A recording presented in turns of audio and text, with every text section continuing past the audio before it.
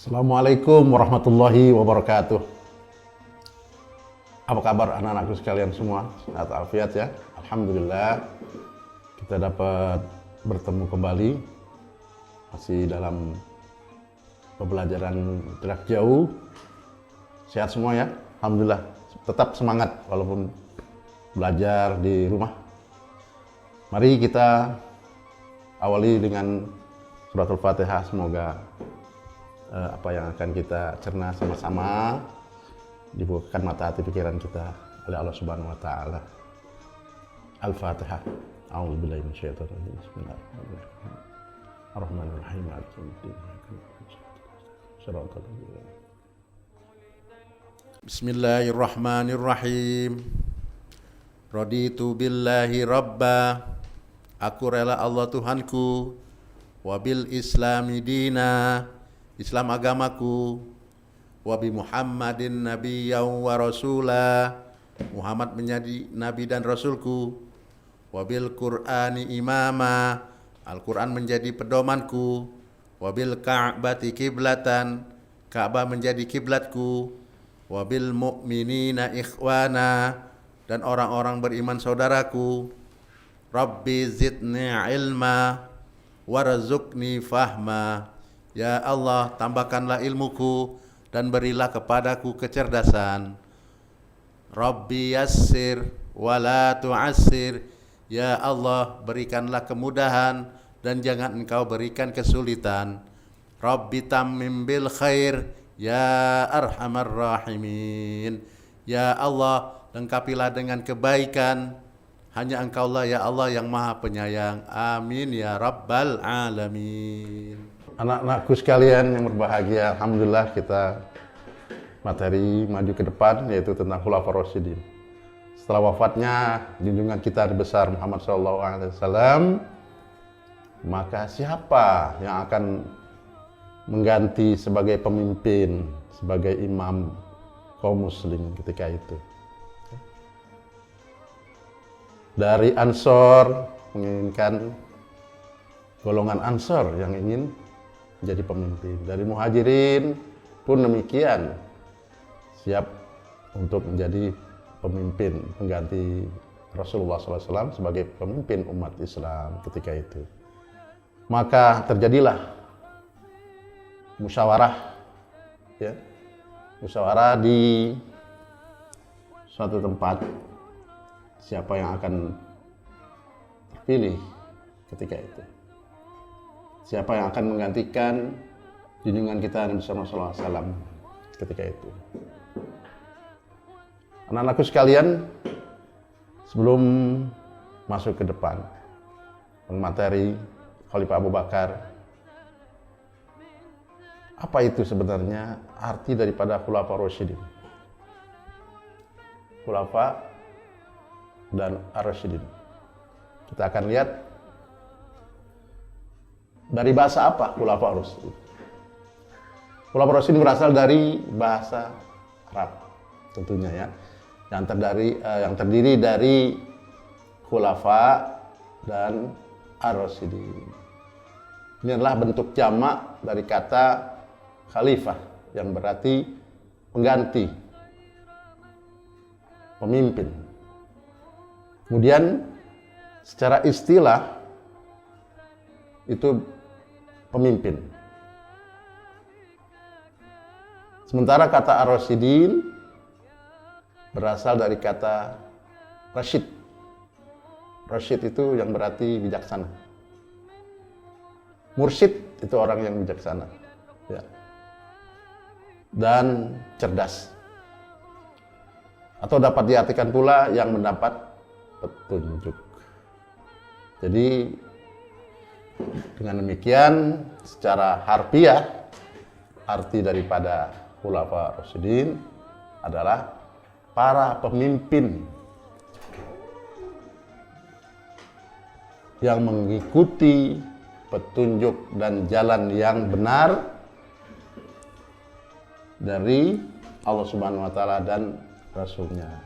Jadi para Khulafaur Rasyidin itu adalah pengganti Nabi Muhammad SAW sebagai pemimpin yang mengikuti petunjuk Allah Subhanahu wa taala dan Rasulullah SAW. Itulah pengertian Khulafaur Rasyidin. Khulafaur Rasyidin itu ada jumlahnya 4. Antara lain adalah pertama, ini yang terpilih pertama adalah Abu Bakar. Kedua, Umar ibn Khattab. Ketiga, Utsman ibn Affan.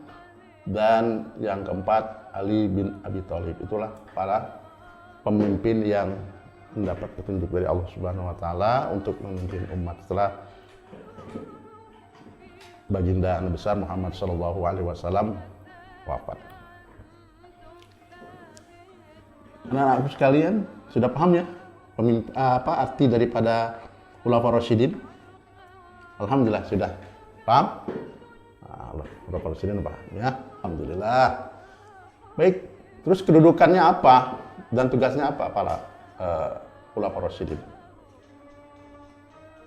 Jadi ketika Nabi Muhammad SAW wafat, kedudukan beliau sebagai Rasulullah SAW tidak dapat digantikan dengan orang, ya, dengan manusia biasa sebagai Rasul dan Nabi. Karena wahyu telah terhenti dan Nabi Muhammad SAW adalah Nabi dan Rasul terakhir. Jadi kalau untuk kedudukan Nabi Muhammad itu sebagai Nabi dan Rasul itu tidak bisa diganti. Namun sebagai pemimpin umat, untuk mengatur umat itu perlu seorang pemimpin. Maka pemimpin yang pertama dari para Rasyidin adalah jatuh kepada Abu Bakar As-Siddiq untuk memimpin, memberi petunjuk kepada masyarakat tentang ajaran-ajaran yang telah disampaikan oleh pimpinan kita Nabi besar Muhammad Sallallahu Alaihi Wasallam. Ya, itu kedudukannya itu. Tugas apa tugasnya? Khulafaur Rasyidin itu memiliki tugas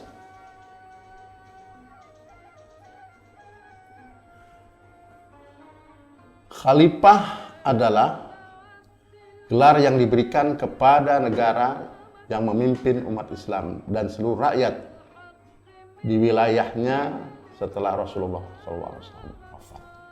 Dia khalifah itu gelar, ya, gelar yang diberikan kepada untuk kepala negara, pemimpin umat Islam dan seluruh rakyat di wilayahnya setelah Rasulullah SAW wafat. Adapun mereka yang termasuk Khulafaur Rasyidin tadi sudah Bapak sebutkan, Abu Bakar, Umar, Utsman, dan Ali bin Abi Thalib. Mereka adalah para pengganti Rasulullah Shallallahu Alaihi Wasallam sebagai kepala negara. Paham anak-anak semua tugas Khulafaur Rasyidin? Alhamdulillah. Baik. Akan lebih ke dalam kita akan lihat apa saja tugasnya.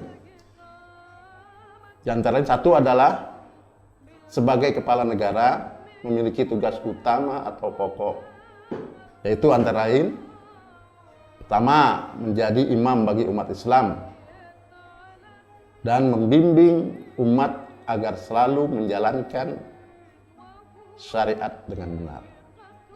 Lagi menjadi imam bagi umat Islam dan membimbing umat agar selalu menjalankan syariat dengan benar. Kemudian yang kedua, melanjutkan perjuangan Rasulullah SAW dalam mendakwakan ajaran agama Islam dengan benar. Kemudian yang ketiga, memimpin negara dan pemerintahan sesuai dengan Al-Quran dan Sunnah Rasulullah SAW. Kemudian para khalifah menjamin kebebasan umat Islam dalam menjalankan agamanya di dalam wilayah kekhalifahan Islam. Kemudian tugas yang terakhir adalah memutuskan perkara dengan musyawarah sesuai dengan Al-Quran dan Sunnah Nabi Muhammad SAW. Itulah tugas daripada Khulafaur Rasyidin. Sudah dapat dipahami anakku? Paham? Tugas-tugasnya ya? Baik. Kalau kita lihat daripada Khalifah Abu Bakar itu dengan Nabi Muhammad SAW bertemu, ya masih bersaudara talian darah, itu pada datuk kakeknya yang ketujuh bertemu dengan Abu Bakar, ya. Kakeknya Nabi Muhammad SAW datuk pada Murrah. Jadi Ka'ab bin Murrah. Nah, Abu Bakar itu ketemunya di Murrah, datuknya yang ke-6. Ya, Muhammad bin Abdullah bin Abdul Muthalib bin Hasim bin Abdul Manaf bin Qusay bin Kilab bin Murrah. Nah, di situ Abu Bakar bin Abu Wafah bin Akhir bin Amr bin Sa'ad bin Tamim bin Murrah. Jadi ketemunya di Murrah. Ya, bisa dilihat ya, ketemu kakeknya di 7 Murrah. Ya. Siapa sebenarnya Abu Bakar sebelum masuk Islam? Ya, ada Abu Bakar ini sebenarnya nama aslinya adalah Abdul Ka'bah. Ya, sebelum masuk Islam nama aslinya adalah Abdul Ka'bah. Kemudian setelah masuk Islam diganti oleh Rasulullah SAW menjadi Abdullah bin Abi Khufafah At-Tamimi. Ya, diganti oleh Rasulullah SAW namanya menjadi Abdullah bin Abi Khufafah At-Tamimi. Beliau termasuk suku Quraisy dari Bani Tamim. Ayahnya bernama Khufafah bin Amr dan ibunya bernama Ummul Khair Salma binti Sa'ir. Beliau lahir setelah 2 tahun kelahiran Nabi. Jadi selisihnya 2 tahun dengan Nabi Muhammad SAW. Ya, dekat ya. Kalau 2 tahun itu dekat. Kemudian Abdullah bin Khufafah kemudian dijuluki Abu Bakar oleh Rasulullah SAW. Kenapa kok bisa Abu Bakar? Ya, karena beliau mendapat julukan As-Siddiq karena selalu membenarkan apa yang disampaikan oleh Rasulullah SAW. Jadi Abu Bakar dapat gelar As-Siddiq. Nah, ini As-Siddiq ini Rasulullah SAW memberikan julukan kepada Abu Bakar dengan As-Siddiq. Kunyahnya As-Siddiq. Artinya membenarkan. Jadi apa yang telah dilihat Rasul, yang diucapkan Rasul, beliaulah yang pertama kali membenarkan. Apalagi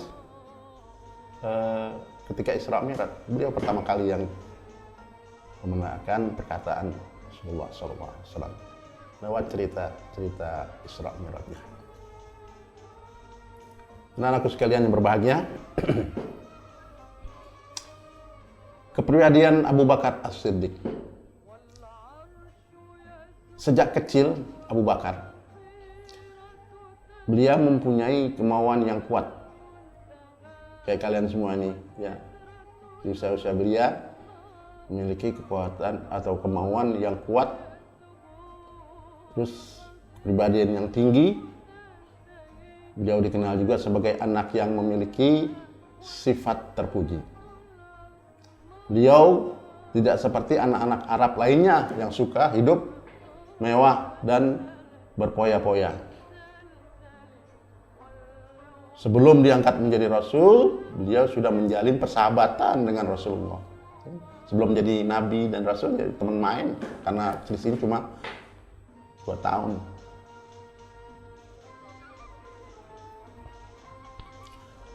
Abu Bakar adalah salah satu pembesar dan bangsawan yang sangat-sangat disegani serta giat dalam urusan kemasyarakatan ketika itu.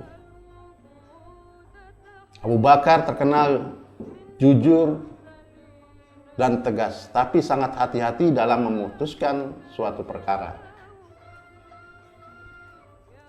Beliau juga terkenal sangat pandai, adil, bijaksana, Dan ketika itu profesi beliau adalah sebagai pedagang, saudagar pedagang yang sangat jujur. Jadi sudah terkenal sekali ketika zaman tersebut. Setelah Abu Bakar SAW jadi khalifah, apa kira-kira perjuangan Abu Bakar? Kembali ke belakang, setelah Rasulullah SAW wafat ketika itu, timbul perselisihan antara kaum Ansar dan Muhajirin tentang siapa yang menjadi pengganti Rasulullah SAW. Hal ini terjadi karena Rasulullah SAW ketika itu tidak meninggalkan pesan apa-apa tentang pengganti beliau. Mereka akhirnya bermusyawarah di balai, yaitu Balai Sa'idah namanya. Nah, di situ terjadi perdebatan dalam musyawarah antara kaum muslimin Muhajirin dan Ansor. Mereka saling mengungkapkan alasannya tentang siapa yang paling berhak untuk menjadi pengganti Rasulullah SAW dalam memimpin umat. Anak-anakku sekalian yang berbahagia, terpilihlah Abu Bakar dalam musyawarah tersebut. Jadi pada tahun 11 Hijriah, Abu Bakar menjadi khalifah dari hasil musyawarah kaum Ansor dan Muhajirin. Kemudian setelah diangkat menjadi khalifah, apa yang disampaikan di hadapan khalayak umum ketika beliau menjadi pengganti Rasulullah SAW sebagai imam? Sambutan beliau berkhutbah, yaitu isinya antara lain, "Hai orang banyak semuanya yang berkumpul di sini. Aku dipilih sebagai pemimpin kamu, dan aku bukanlah orang yang terbaik di antara kamu. Jika aku berbuat kebaikan, maka sokonglah aku. Jika aku berbuat kekeliruan, kesalahan, maka bantulah aku. Patuhilah aku selama aku mematuhi Allah dan Rasul-Nya. Bila aku mendurhakai Allah dan Rasul-Nya, tiada kewajiban patuh bagi kamu terhadap aku." Itu adalah khutbah pertama daripada Khalifah Abu Bakar As-Siddiq.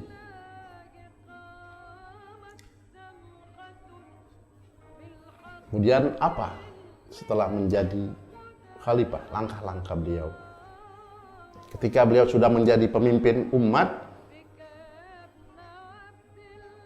pertama adalah mengadakan gerakan, artinya menghadapi kaum pemberontak yang pindah agama.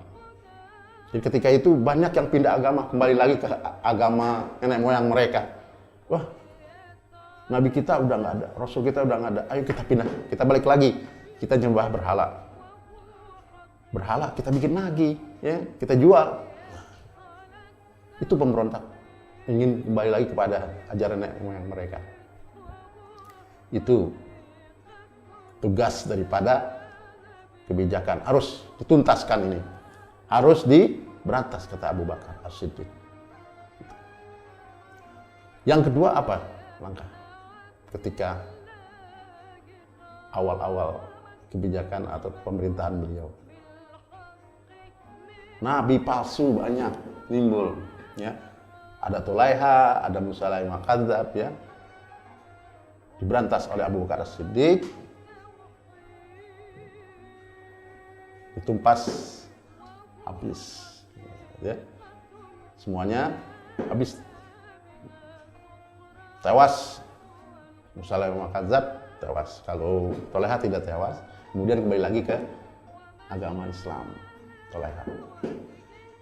Itu langkah kebijakannya. Kemudian langkah kebijakan selanjutnya apa setelah memberantas itu semua? Perluasan wilayah, ya, kemana? Ke Persia, ke Roma, ya, menyebarkan dakwah Islam.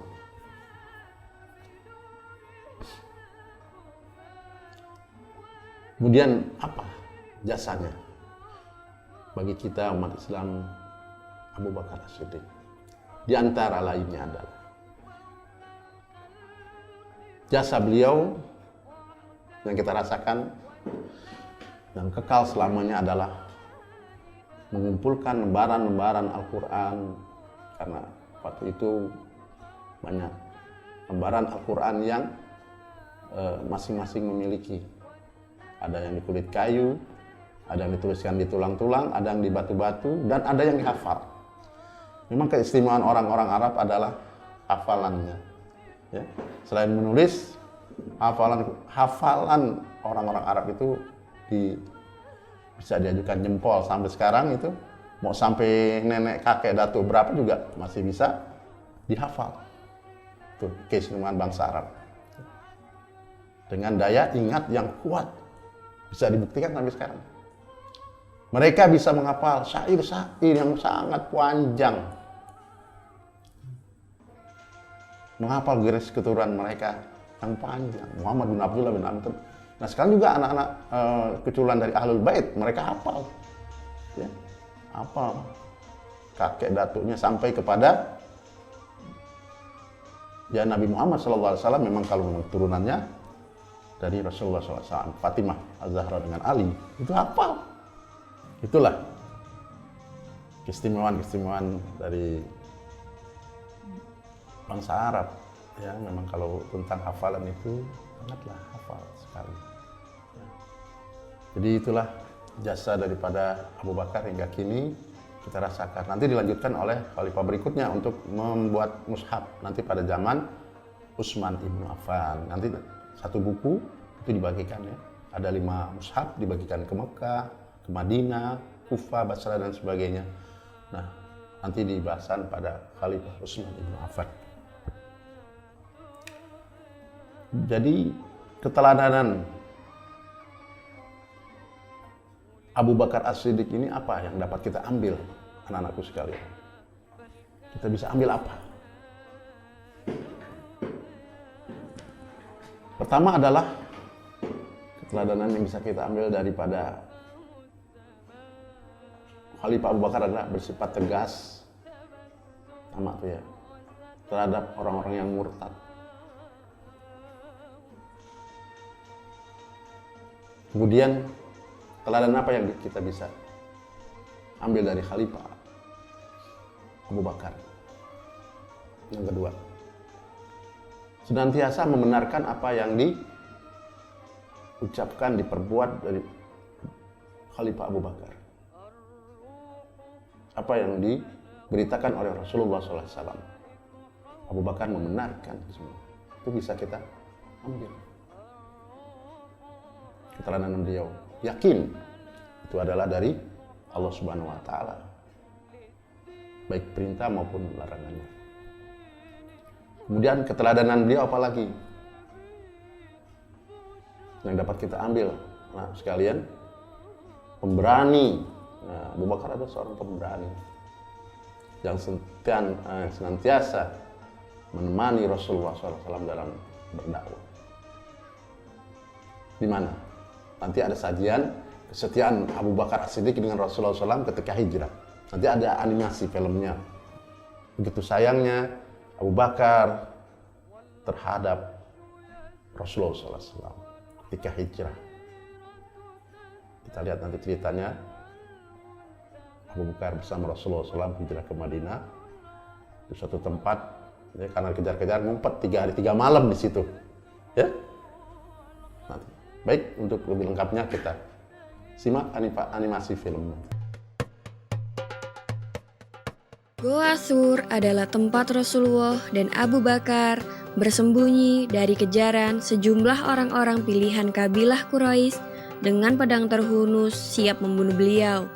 Di goa yang sempit dan hanya cukup ditempati dengan posisi duduk ini, Abu Bakar dengan setia, ikhlas, dan penuh kecintaan turut menemani Rasulullah.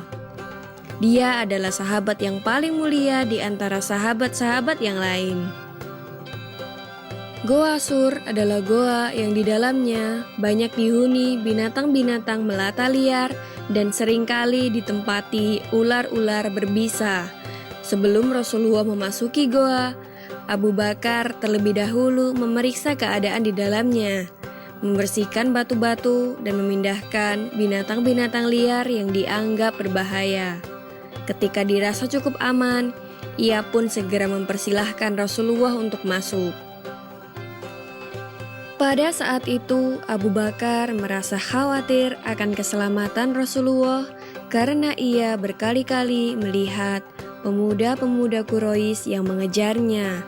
Kekhawatiran itu tidak dapat ia sembunyikan dari wajahnya hingga terlihat oleh Rasulullah. Untuk menenangkan Abu Bakar, Rasulullah bersabda, "Jangan kau berduka, sesungguhnya Allah bersama kita." Kejadian ini ada dalam Al-Quran surat At-Taubah ayat 40.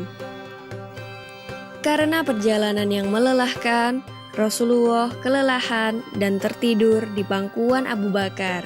Saat Rasulullah tertidur, Abu Bakar melihat sebuah lubang yang merupakan rumah dari ular berbisa tepat di samping ia duduk. Abu Bakar lalu menutup lubang itu dengan salah satu kakinya.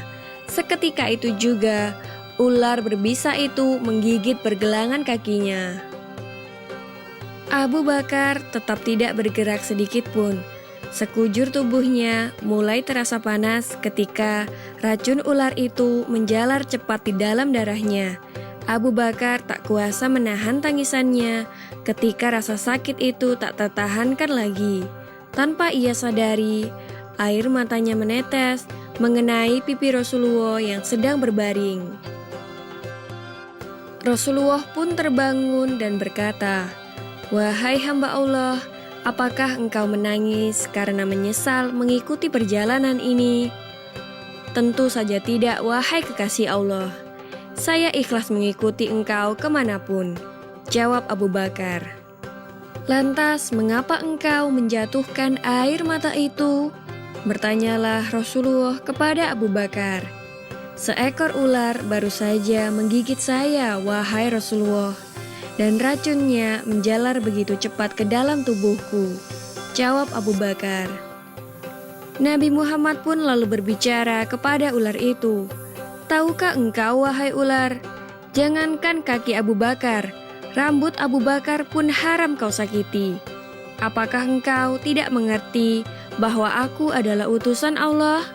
tanya Rasulullah. Pembicaraan Rasulullah dengan ular itu didengar pula oleh Abu Bakar. Ular itu pun menjawab, "Ya, aku mengerti engkau, wahai utusan Allah. Bahkan sejak ribuan tahun yang lalu ketika Allah berfirman, 'Barang siapa memandang kekasihku, Muhammad dengan tatapan penuh kecintaan, maka sudah pantaslah ia memasuki surgaku.' Aku pun berdoa dan memohon kepada Allah, 'Ya Allah yang Maha Pengasih, berilah aku kesempatan untuk memandang wajah kekasihmu dengan penuh kecintaan.' Lanjut sang ular. Allah lalu berfirman, 'Pergilah ke Jabal Sur, tunggu di sana, kekasihku akan datang pada waktunya.' Ribuan tahun aku menunggumu di sini. Selama itu pula aku menahan kerinduan untuk berjumpa dengan engkau, wahai Rasulullah. Namun ketika aku hendak keluar, kaki Abu Bakar menutupi lubang rumahku. Maka kugigitlah dia. Aku sama sekali tidak ada urusan dengan Abu Bakar. Aku hanya ingin bertemu dengan kekasih Allah," jawab ular itu. "Baiklah, lihatlah ini, lihatlah wajahku," kata Rasulullah. Kemudian Rasulullah pun segera memeriksa pergelangan kaki Abu Bakar. Dengan mengagungkan nama Allah Subhanahu wa Ta'ala, Nabi Muhammad mengusap-ngusap bekas gigitan itu dengan ludahnya. Seketika rasa sakit itu hilang tak berbekas. dan kaki Abu Bakar pun kembali pulih. Demikianlah salah satu mukjizat yang diberikan Allah Subhanahu wa Ta'ala kepada Rasulullah untuk mengobati kaki Abu Bakar yang tergigit ular. Semoga kita dapat meneladani kisah ini dan senantiasa berdoa untuk Nabi kita Muhammad SAW sebagai bentuk kerinduan kita. Amin ya Rabbal Alamin.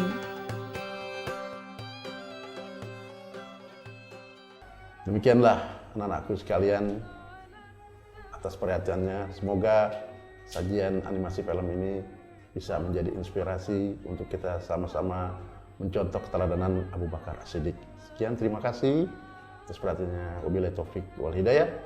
Wassalamualaikum warahmatullahi wabarakatuh.